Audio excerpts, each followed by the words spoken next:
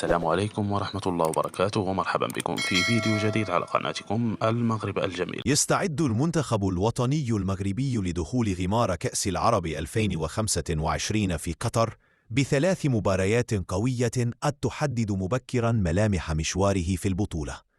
يبدأ أسود الأطلس رحلتهم يوم 2 دجنبر على 3:00 زوالا بتوقيت قطر و1 زوالا بتوقيت المغرب، حين يواجهون الفائز من مباراة جزر القمر واليمن في لقاء يسعى فيه المنتخب لتحقيق انطلاقة مثالية تمنحه دفعة معنوية في بقية المشوار. وفي الجولة الثانية يلتقي المغرب بالفائز من عمان والصومال يوم 5 دجنبر على 5:30 مساء بتوقيت قطر و3:30 عصرا بتوقيت المغرب، في مباراة حاسمة قد تقرب الأسود من التأهل إذا أحسنوا استغلالها.